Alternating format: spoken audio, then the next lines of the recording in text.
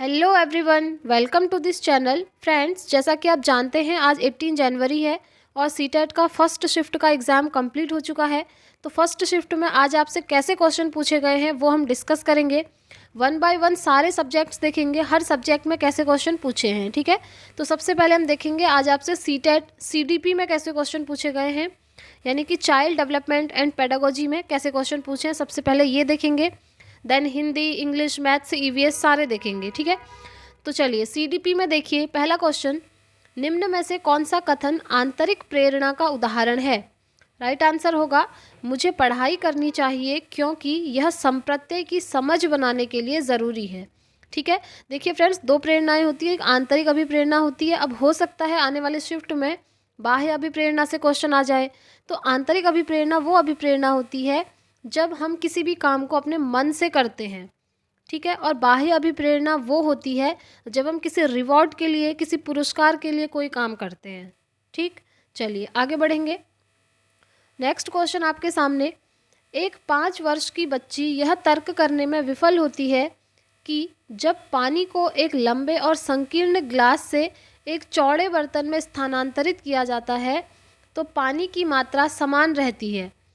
पियाजे के अनुसार इसका क्या कारण है। तो राइट आंसर होगा, यह प्रतिवर्ती सोच नहीं रखती है। ठीक है, ये आप ध्यान रखेंगे। पियाजे वाला पूरा कॉन्सेप्ट मैंने आपको करवाया है फ्रेंड्स, इसलिए आज हम डिटेल में नहीं जाएंगे, ओनली क्वेश्चंस देखेंगे। कोहलबर्ग के किस चरण में व्यक्ति तर्क करते हैं कि सही कार्यवाही विवेक के अपने चुने हुए नैतिक सिद्धांतों द्वारा परिभाषित की जाती है। तो इसका राइट आंसर हो जाएगा सार्वभौमिक नैतिक सिद्धांत अभिविन्यास। ठीक है, कोहलबर्ग की थियोरी मैंने करवाई हुई थी जिसमें इन्होंने 3 लेवल एंड 6 स्टेजेस दी थी। फ्रेंड्स, आप 3 साइकोलॉजिस्ट की ना पूरी थियोरी पढ़ के जाइएगा। कौन कौन से मैं बता देती हूँ। एक पियाजे से बहुत क्वेश्चन आ रहे हैं, वाइगॉत्स्की से बहुत क्वेश्चन आ रहे हैं एंड कोहलबर्ग से बहुत क्वेश्चन आ रहे हैं। ठीक है, और साथ ही साथ आप ब्रूनर को भी पढ़ के जाइएगा। इससे क्वेश्चन तो कम दिख रहे हैं बट आप पढ़ लेंगे तो अगर एक भी क्वेश्चन आएगा तो आप छोड़ेंगे नहीं। ठीक है, चलिए नेक्स्ट क्वेश्चन, भाषा से संबंधित विकार को क्या कहा जाता है। तो वो होता है फ्रेंड्स अफेजिया। ठीक है, और इसका एक दूसरा नाम भी है, हो सकता है ऐसे करके भी आ जाए, उसे बोलते हैं हम डिस्फेजिया। ये भी आप नोट कर लीजिए। भाषा से संबंधित विकार अफेजिया या डिस्फेजिया कहलाता है। ये जितनी भी लर्निंग डिसेबिलिटी है फ्रेंड्स, मैंने एक वीडियो में कंप्लीट करी हैं। पर्टिकुलर एक वीडियो है, ज़्यादा लंबी नहीं है। एक बार अगर आप उसे देखेंगे ना तो सारे लर्निंग डिसेबिलिटीज़ आपके क्लियर हो जाएंगे। फिर चाहे अफेजिया हो, डिस्कैल्कुलिया हो, डिस्फेजिया हो, डिस्मॉर्फिया, डिस्थीमिया, क्योंकि ये बहुत इंपॉर्टेंट रोल प्ले करते हैं फ्रेंड्स। चलिए नेक्स्ट क्वेश्चन, अधिगम के लिए शिक्षार्थी की कौन सी भागीदारी की आवश्यकता होती है। तो अधिगम के लिए शिक्षार्थी की सक्रिय भागीदारी होनी चाहिए। ठीक है, कहने का मतलब है बच्चा एक्टिव होना चाहिए। चलिए नेक्स्ट क्वेश्चन, राष्ट्रीय शिक्षा नीति 2020 यानी कि नेशनल एजुकेशन पॉलिसी NEP 2020, इसका केंद्र बिंदु क्या है आपको ये बताना है। तो केंद्र बिंदु है फ्रेंड्स बहुविषयकता और समग्र शिक्षा। ठीक है, अब हो सकता है बहुविषयकता की जगह लिख करके आ जाए कि बहुभाषिकता, तो वो भी ठीक होगा। आप ध्यान रखना, बहुभाषिकता और समग्र शिक्षा इनका जो है केंद्र बिंदु है। ठीक है, चलिए आगे बढ़ेंगे।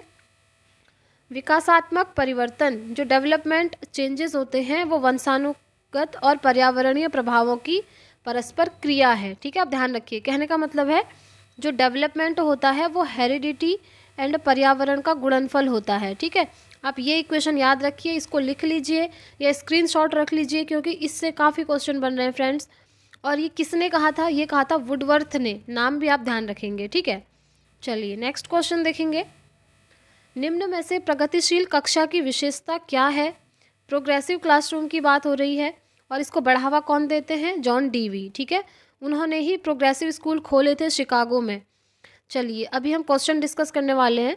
तो इसका राइट आंसर हो जाएगा फ्रेंड्स, गतिविधियां करते समय बच्चों का मूल्यांकन किया जाता है। ठीक है, ये जो है प्रोग्रेसिव क्लासरूम की एक विशेषता होती है। चलिए आगे बढ़ेंगे। राष्ट्रीय शिक्षा नीति 2020 प्रस्तावित करती है कि मूल्यांकन एक निश्चित अवधि में बच्चे की प्रगति का पता लगाने के लिए महत्वपूर्ण है। ठीक है, ये इसका राइट आंसर हो जाएगा। देखिए फ्रेंड्स, NEP 2020 जो टॉपिक है ये आप अच्छे से पढ़ के जाना, इससे बहुत क्वेश्चन बन रहे हैं। साथ ही साथ एक नया टॉपिक आ रहा है इस बार सीटेट में, निपुण भारत करके। तो आप निपुण भारत वाला जो कॉन्सेप्ट है ना उसे पढ़ के जाना फ्रेंड्स। 3 दिन पहले मैंने एक वीडियो डाली हुई है निपुण भारत के ऊपर, क्योंकि ये टॉपिक से नए नए क्वेश्चन बन रहे थे इसीलिए बनाई थी। तो वो लगभग 2 लाख बच्चों ने देख ली है। ठीक है, तो आप लोग भी उसे देख लीजिएगा। चलिए आगे बढ़ेंगे। नेक्स्ट क्वेश्चन, निम्न में से कौन सा अभ्यास विविध अधिगम प्राथमिकता वाले विद्यार्थियों को शामिल करने में सहायक होगा? तो राइट आंसर होगा आसपास के खतरों को कम करना। ठीक है, चलिए नेक्स्ट क्वेश्चन डिस्कस करेंगे। मूर्त संक्रियात्मक अवस्था, ये पियाजे से क्वेश्चन आ गया। देखिए, मूर्त संक्रियात्मक अवस्था के बच्चों को पढ़ाते हुए एक शिक्षिका को क्या नहीं करना चाहिए? देखिए फ्रेंड्स, नहीं करना चाहिए वाले क्वेश्चन भी बहुत आ रहे हैं नेगेटिव। ठीक है, तो शिक्षिका को ऐसी समस्याएं देना जिनमें अमूर्त चिंतन की आवश्यकता हो, ऐसा नहीं करना चाहिए। अब ऐसा क्यों नहीं करना चाहिए? क्योंकि यहाँ पर मूर्त संक्रियात्मक की अवस्था की बात करी है ना, कॉन्क्रीट ऑपरेशनल स्टेज। तो इस स्टेज में बच्चा अमूर्त चीज़ों के लिए चिंतन नहीं कर पाता है, इसीलिए शिक्षिका को अमूर्त चिंतन से रिलेटेड कोई भी चीज़ें बच्चों को नहीं देनी चाहिए इस स्टेज में। ठीक है, चलिए नेक्स्ट क्वेश्चन देखेंगे। विद्यार्थियों के अधिगम को बेहतर करने के लिए एक शिक्षिका को किस पर ध्यान देना चाहिए? तो शिक्षिका को ध्यान देना चाहिए बच्चों के पूर्व ज्ञान से संबंध जोड़ना। ठीक है, बच्चों का जो प्रीवियस नॉलेज है उससे रिलेशन जोड़ना जो है बहुत ज़रूरी होता है।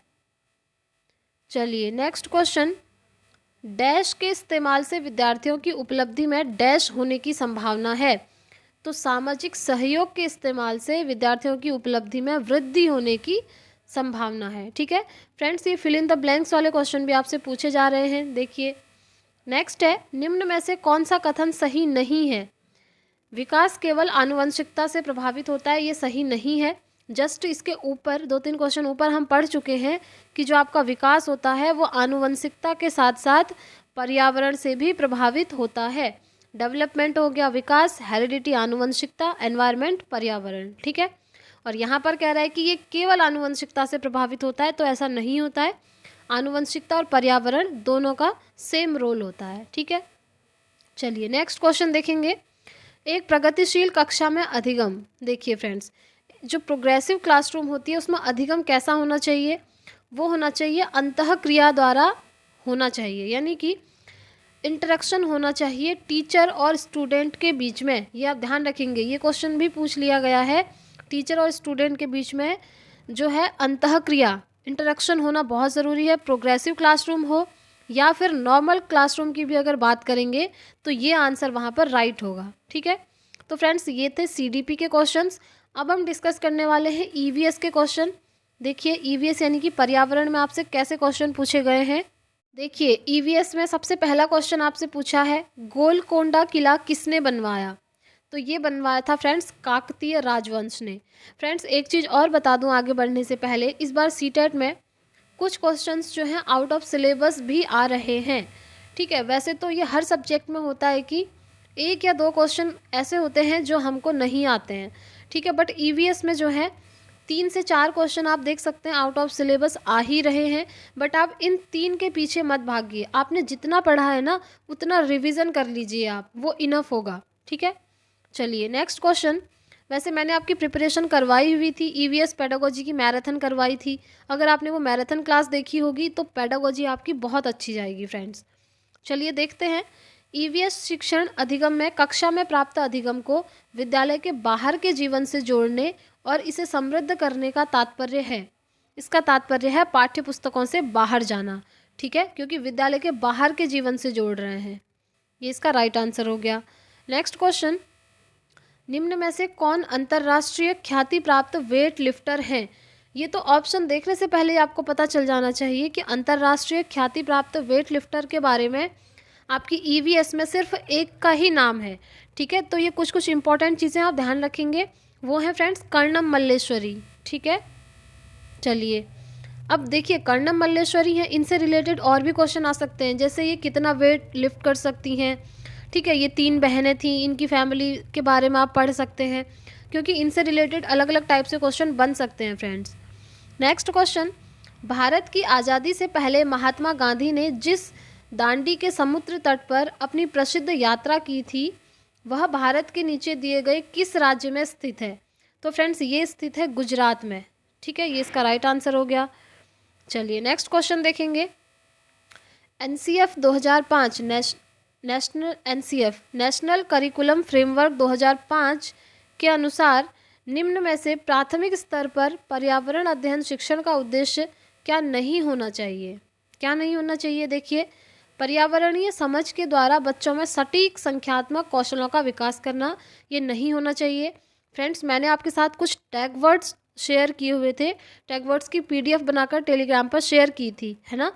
तो वहाँ पर आपने देखा होगा वो टैग वर्ड्स आपको सारे सब्जेक्ट्स की पेडागोजी में हेल्प कर रहे होंगे।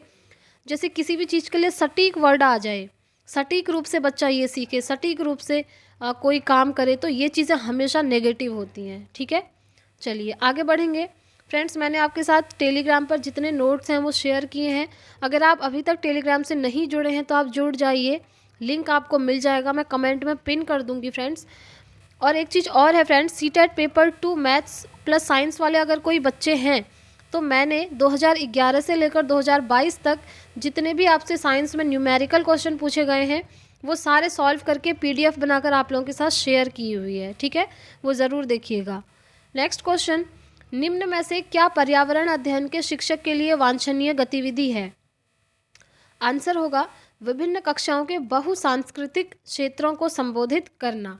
देखिए फ्रेंड्स, टैग वर्ड्स बहुत काम करते हैं। कहीं भी आपको मिल जाए विविध, कहीं भी आपको मिल जाए भाषा प्रयोग करके अर्थ समझना, ठीक है, तो इस टाइप की चीज़ें हमेशा सही होती हैं। जैसे बहुसांस्कृतिक है, ये भी यहाँ पर राइट होगा। ठीक है, चलिए आगे बढ़ते हैं।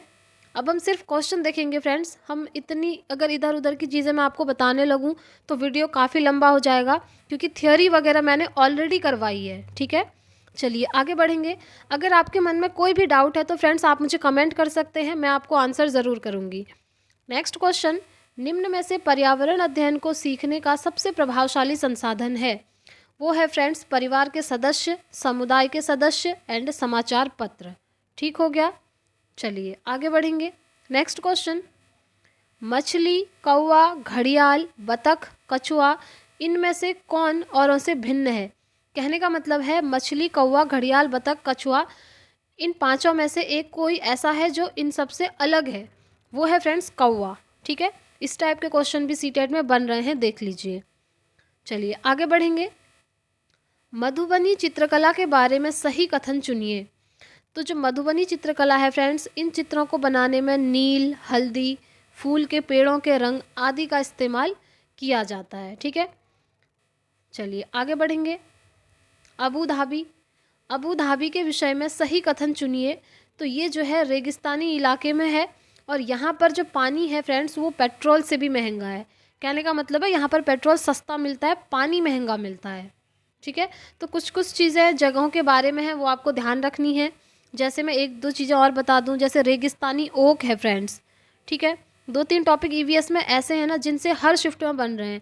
जैसे रेगिस्तानी ओक हो गया, खेजड़ी वृक्ष हो गया और आपका नेपेंथीज पौधा हो गया जिसे घटपर्णी बोलते हैं।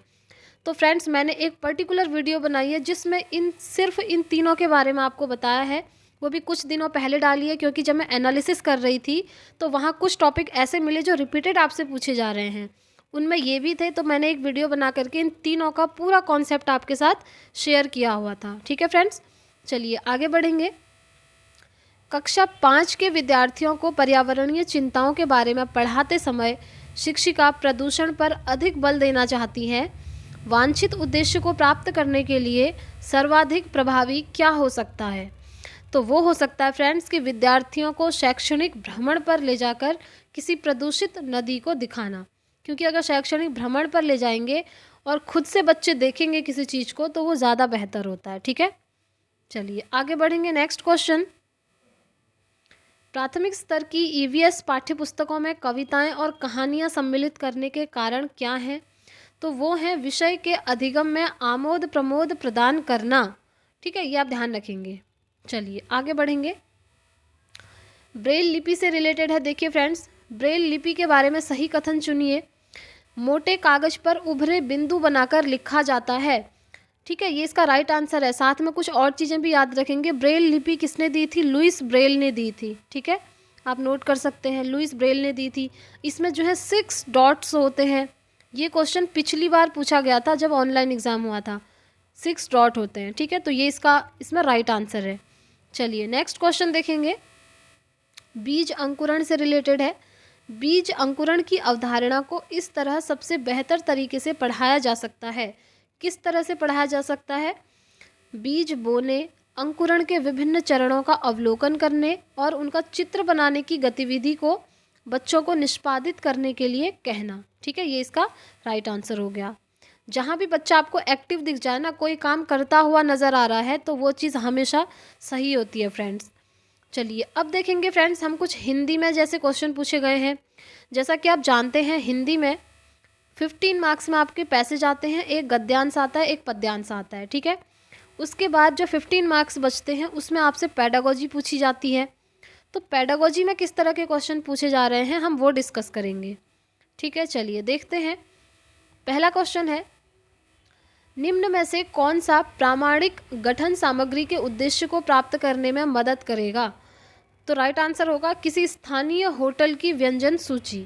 ठीक है, प्रामाणिक गठन सामग्री के उद्देश्य को प्राप्त करने के लिए। नेक्स्ट क्वेश्चन, विकास में महत्वपूर्ण अवधि की पहचान की जा सकती है। आंसर होगा विकास की एक विशिष्ट अवधि के दौरान अनुभवों का अधिगम पर बहुत बड़ा प्रभाव होता है। ठीक है, ये इसका राइट आंसर हो गया। चलिए नेक्स्ट क्वेश्चन, भाषा में ग्राह्य कौशल कौन से हैं? देखिए मैंने आपको सारे कौशल पढ़वाए थे। भाषा कौशल 4 होते हैं ना, LSRW, यानी कि लिसनिंग, स्पीकिंग, रीडिंग, राइटिंग, सुनना, बोलना, पढ़ना और लिखना। तो मैंने आपको इसमें बताया था जो श्रवण कौशल है और जो पठन कौशल है वो ग्राह्य कौशल होते हैं। अब ग्राह्य की जगह ऐसे भी आ सकता है कि ग्रहणात्मक कौशल कौन से होते हैं, जिन्हें आप सिर्फ ग्रहण करते हैं। तो देखिए मैंने आपको बताया था ये जो लिसनिंग और रीडिंग है ना, यानी कि सुनना जिसको हम श्रवण कौशल कहते हैं, और रीडिंग यानी कि पठन कौशल, पढ़ना, इनमें क्या होता है आप सारी चीज़ों को ग्रहण करते हैं। आप एक्टिव नहीं हैं, आप सिर्फ ग्रहण कर रहे हैं। ठीक है, तो इसको हम ग्राह्य कौशल कहेंगे। और अगर आपकी शिफ्ट में आ जाए कि अभिव्यक्तात्मक कौशल कौन से होते हैं, तो वो होते हैं स्पीकिंग और राइटिंग। वो अभिव्यक्तात्मक है, यहाँ पर आप खुद को अभिव्यक्त करेंगे। जैसे आप स्पीकिंग, आप बोल रहे हैं, खुद को अभिव्यक्त कर रहे हैं। आप लिख रहे हैं तब भी खुद को अभिव्यक्त कर रहे हैं, तो वो होता है अभिव्यक्तात्मक कौशल। ठीक है, ये आप ध्यान रखेंगे। ये मैंने थोड़ा डिटेल में इसलिए बताया फ्रेंड्स क्योंकि इससे इंग्लिश पेडागोजी में भी क्वेश्चन पूछा जा रहा है। ठीक है, चलिए आगे बढ़ेंगे। नेक्स्ट क्वेश्चन, भाषा प्रवाह से क्या तात्पर्य है? तो राइट आंसर होगा सहज गति के साथ वाचन एंड पठन अथवा लेखन। ये है भाषा प्रवाह से तात्पर्य। ठीक, चलिए आगे बढ़ेंगे। निम्न में से कौन सा विचार चॉम्स्की द्वारा प्रस्तुत किया गया? नॉम चॉम्स्की से रिलेटेड तो मैंने आपको बहुत सारी चीज़ें करवाई थी फ्रेंड्स। अगर आपने पेडागोजी की सीरीज़ देखी है तो उसमें बताया था कि इन्होंने LAD की बात करी है। इन्होंने बोला है कि जन्म से ही बच्चे के अंदर भाषा को अर्जित करने की एबिलिटी होती है। तो इसका राइट आंसर भी यही है कि मनुष्यों में भाषा अर्जित करने की जन्मजात क्षमता होती है, इनेट एबिलिटी होती है। देखिए फ्रेंड्स, आप सिर्फ हिंदी में मत याद रखिए। जिन भी स्टूडेंट्स का इंग्लिश लैंग्वेज है ना, चाहे वो लैंग्वेज फर्स्ट में आपने चूज़ किया हो या लैंग्वेज सेकंड में चूज़ किया हो, तो आपने क्या करना है, जब आप एक सब्जेक्ट की पेडागोजी पढ़ते हैं, हिंदी या इंग्लिश की, तो उसको दोनों लैंग्वेज में पढ़िए, क्योंकि पेडागोजी सेम है हिंदी और इंग्लिश में।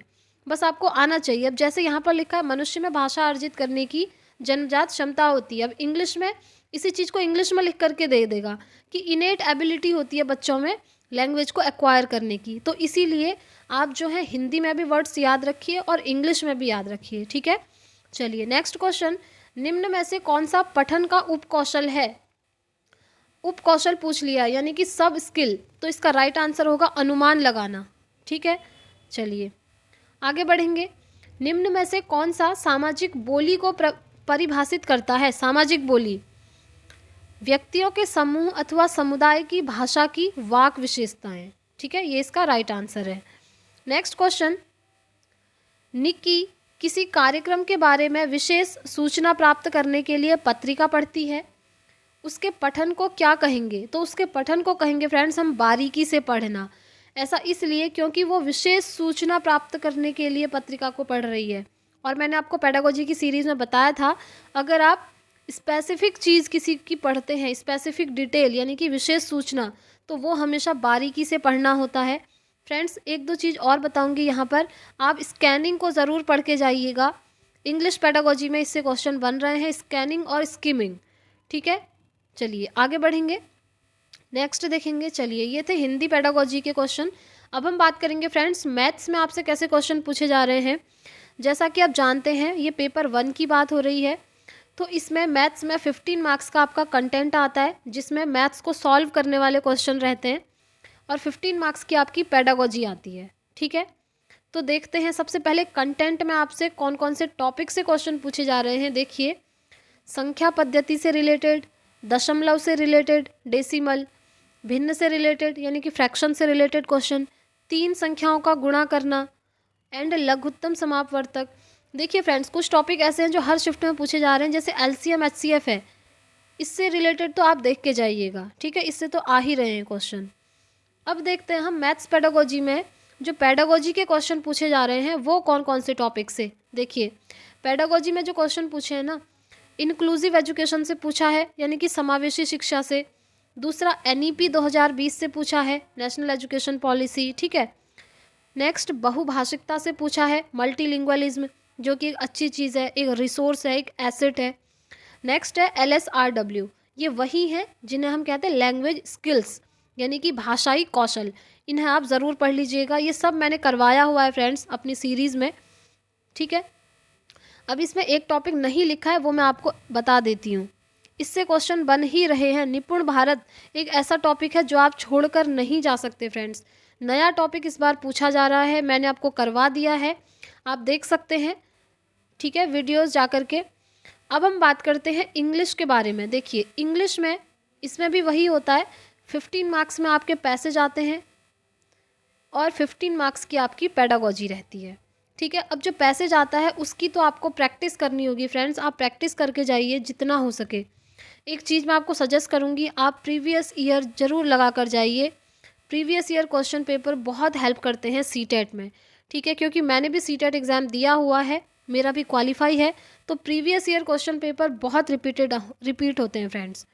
चलिए देखते हैं, पैसेज हो गया। अब पैसेज से अदर जो पेडागोजी रही है ना, पेडागोजी में क्वेश्चन बने हैं लर्निंग डिसेबिलिटी से, वही लर्निंग डिसेबिलिटी जो मैंने सिर्फ एक वीडियो में सारी कवर की हुई हैं।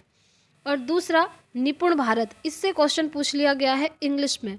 ठीक है, इंग्लिश की पेडागोजी में, तो ये आप ज़रूर पढ़ के जाएंगे।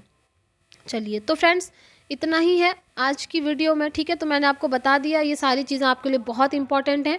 आई होप आपको वीडियो पसंद आई होगी। पसंद आई है तो प्लीज़ वीडियो को लाइक एंड शेयर कीजिए, चैनल को सब्सक्राइब कर लीजिए, बेल आइकन भी प्रेस कर लीजिए, ताकि हर वीडियो की नोटिफिकेशन आपके पास टाइम से पहुंच सके। तो फ्रेंड्स, अब हम मिलेंगे ऐसे नेक्स्ट वीडियो में एनालिसिस के साथ, एंड इसके बाद जो नेक्स्ट सीटेट आएगा फ्रेंड्स, उसकी प्रिपरेशन भी मैं आपसे आपको करवाऊँगी, इसीलिए आप चैनल से जुड़ जाइए। तो अब हम मिलेंगे नेक्स्ट वीडियो में, तब तक के लिए thank you, bye bye, take care, all the very best.